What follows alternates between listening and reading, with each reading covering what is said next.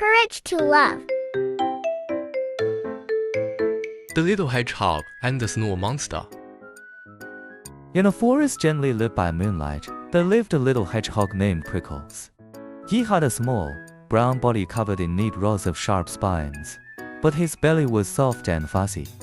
Prickles was a kind little soul who loved exploring during the day, searching for juicy wild berries and crunchy fallen nuts.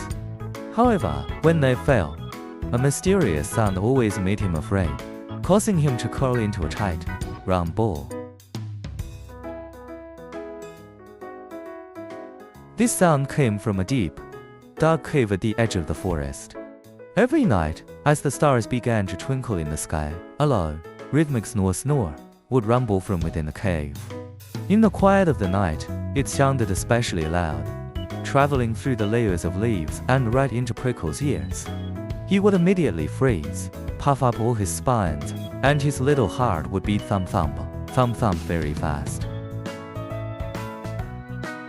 What is that sound? Prickles would think fearfully. There must be a scary snore monster living in that cave.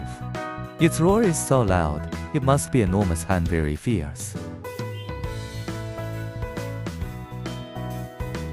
He started avoiding that area at night, taking long detours to get home.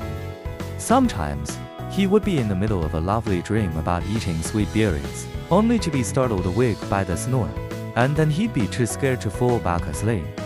He would lie there with his eyes wide open, watching the direction of the cave worriedly until morning.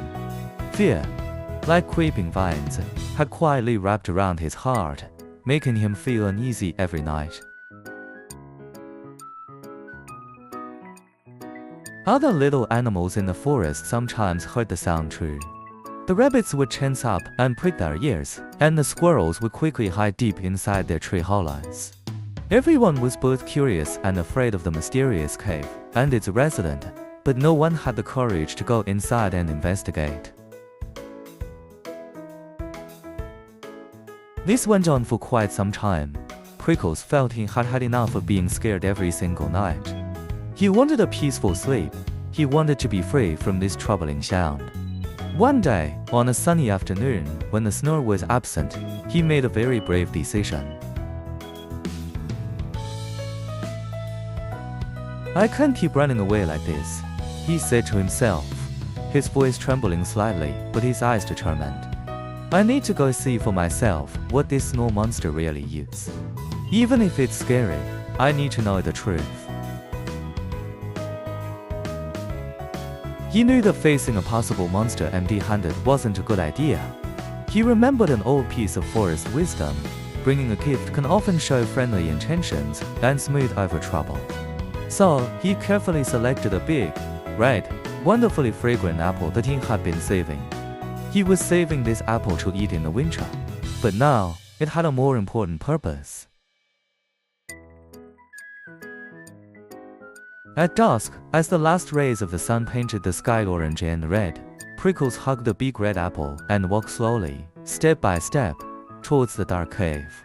His little legs were shaking a bit, and his spines quivered with nervousness. But he didn't stop. With every step closer to the cave, his heartbeat quickened. The cave entrance was dark and gaping, like a mysterious mouth. As he stood at the opening, the familiar snore became even clearer and louder, echoing from deep within the cave.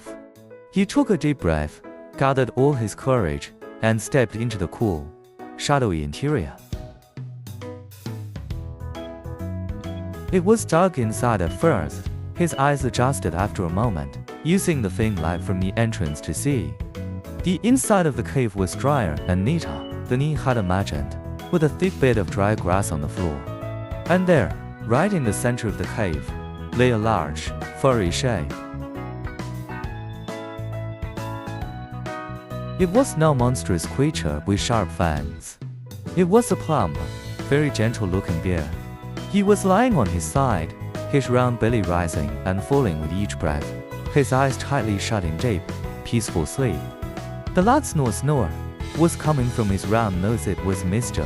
Bear snoring. Seeing this, Prickles was first stunned, then, all the fear in his heart instantly vanished, like dew evaporating in the morning sun. He couldn't help but let out a soft, relieved chuckle, whispering to himself, "So this is the Snore monster. It's not scary at all. It actually looks quite cute."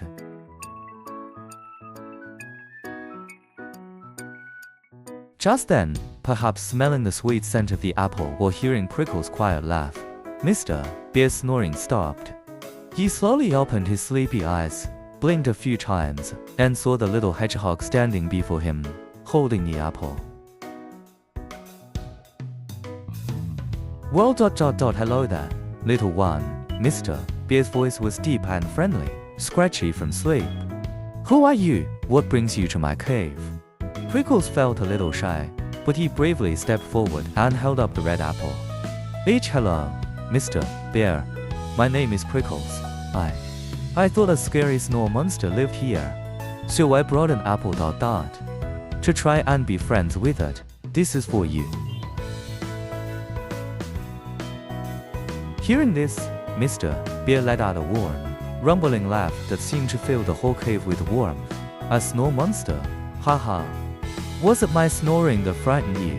I'm so sorry, Prickles. I always snore when I sleep, and I never even nod. Thank you for the apple. That is very thoughtful of you."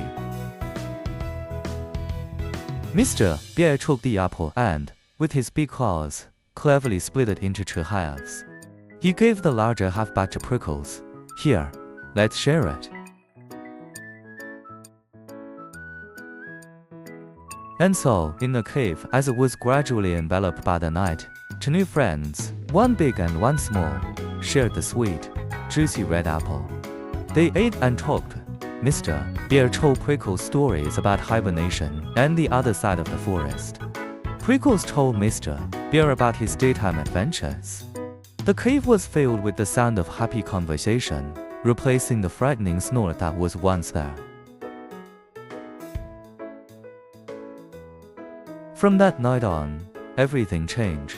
When Prickles heard the familiar snore coming from the direction of the cave while in his own little nest, he no longer curled up in fear. Instead, the sound now made him feel incredibly safe and comforted. He knew it wasn't a monster's roar, but the sound of his good friend Mr. Bear sleeping soundly. The sound became like a lullaby, telling him that all was well in the forest, allowing him to relax and drift peacefully to sleep. He had learned a valuable lesson. When you find the courage to walk towards what you are afraid of, you often discover that hidden behind the fear might just be a kind new friend, waiting to share an apple with you.